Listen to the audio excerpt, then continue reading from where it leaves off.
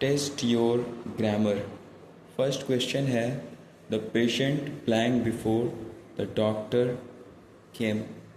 यहाँ पे दो इंसिडेंट है जो कि पास्ट में हो चुकी है, यानी कि और हमें यहाँ पे डाइट से पता चल रहा है कि पेशेंट जो है वो मर चुका था और डॉक्टर भी आए थे। दो इंसिडेंट जब पास्ट में हो तो फर्स्ट वाले सेंटेंस को, यानी कि इसमें दो सेंटेंस साथ में है, तो फर्स्ट वाले सेंटेंस को प्रेजेंट परफेक्ट टेंस में बनाएंगे और सेकंड वाले सेंटेंस को हम लोग पास्ट इंडेफिनिट टेंस में बनाएंगे। तो प्रेजेंट परफेक्ट टेंस का जो रूल है, subject plus had plus verb की third form, it means that the patient had died. So option B is correct. The patient had died before the doctor came. यानी doctor के आने से पहले रोगी मर चुका था। पहले क्या हुआ, रोगी मरा या डॉक्टर आए? तो पहले तो रोगी मरा ना। तो चूंकि पहले रोगी मरा इसलिए हम लोग इसे पास्ट परफेक्ट टेंस में बनाएंगे, यानी कि the patient had died before the doctor came, doctor के आने से पहले। सेकेंड क्वेश्चन आप देख सकते हैं, on Sundays I blank to temple, यानी संडे को मैं टेम्पल जाता हूँ। गो से हमें पता चल जा रहा है।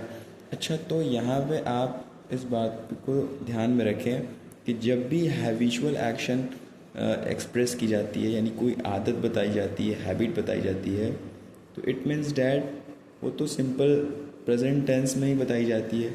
Simple present tense expresses habitual action, इसे हमेशा आप याद रखें। जनरल ट्रुथ, तो ये सारी चीज़ें सिंपल प्रेजेंट टेंस में एक्सप्रेस की जाती है। तो यहाँ पे भी एक आदत सी एक्सप्रेस की जा रही है कि संडे को मैं टेंपल जाता हूँ, मंदिर जाता हूँ।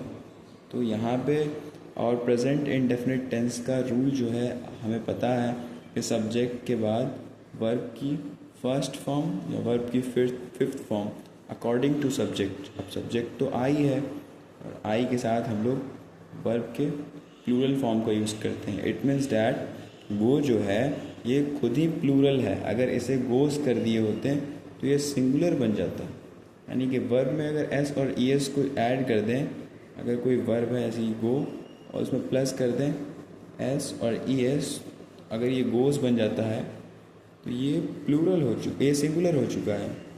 इसीलिए ये जो वर्ब है ये प्लूरल है और आई के साथ हम लोग प्लूरल वर्ब को लेके चलेंगे, गो को। तो I go to temple, on Sundays I go to temple, Sunday को मैं टेम्पल जाता हूँ, मंदिर जाता हूँ। ऑप्शन बी करेक्ट है। क्वेश्चन थर्ड है, he blank all the mangoes. हमारे पास दो ऑप्शन है, गेव और गिव्स। अब ये कोई आदत तो नहीं है कि वो सारे आमों को देता है, ऐसे तो नहीं कह सकते ना। ये सेंटेंस सही से नहीं हो रहा है बोलने में। He gave all the mango, उसने सारे आमों को दे दिया, वो सारे आमों को दे दिया। तो इस तरीके से, यानी कि ये पास्ट इनडेफिनिट टेंस की सेंटेंस है। तो इसमें ऑप्शन ए जो है ये हमारा करेक्ट है। इस तरह से क्वेश्चन 4 आप देख सकते हैं, आई ब्लैंक गुड बुक्स। तो इसमें भी एक्सप्रेस की जा रही है अपनी चॉइस को, यानी कि अपनी फीलिंग को। जब हम लोग अपनी हैबिट को एक्सप्रेस करते हैं, फीलिंग को एक्सप्रेस करते हैं, तो उसमें उसे सिंपल प्रेजेंट टेंस के फॉर्म में बनाते हैं, यानी कि I love good books, not I am loving, मैं अच्छी किताबों को पसंद कर रहा हूँ। इस तरह से नहीं होता है सेंटेंस, मैं अच्छी किताबों को पसंद करता हूँ। Next question number 5, he blank me a pen yesterday, उसने कल मुझे एक पेन दी है। यहाँ पे कीवर्ड क्या है, येस्टरडे है। येस्टरडे से हमें पता चल रहा है कि कल दिया, यानी कल दिया, तो उसके लिए हम लोग उसे पास्ट इंडेफिनिट टेंस में बनाएंगे। और अगर गिव्स का यूज़ कर दिए होते हैं तो यहाँ पे येस्टरडे ना होता, लेकिन येस्टरडे है तो इससे पता चल रहा है कि गिव्स का यूज़ नहीं कर सकते हैं, ये पास्ट इंडेफिनिट टेंस है। इसीलिए he gave me a pen yesterday. Question 6 था, I blank ill for a month, मैं 1 महीने से बीमार हूँ। पहले तो हमें ये समझना होगा ये कौन सी टेंस की सेंटेंस है। तो ये है प्रेजेंट परफेक्ट कंटिन्यूअस टेंस की सेंटेंस। और उसमें हमेशा हम लोग हैव बीन का और हैज़ बीन का यूज़ करते ही हैं। और यहाँ पे जैसा कि आप देख सकते हैं आई है तो आई के साथ तो हैव का ही यूज़ करेंगे ना।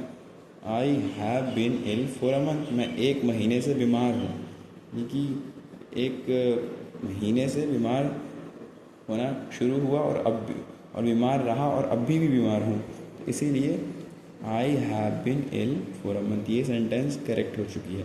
तो इसी तरीके से अगर आप ग्रामर को सीखना चाहते हैं, अगर आप टेस्ट देते रहना चाहते हैं, तो इस चैनल को ज़रूर से सब्सक्राइब कर लें और इस वीडियो को ज़रूर से लाइक कर दीजिए।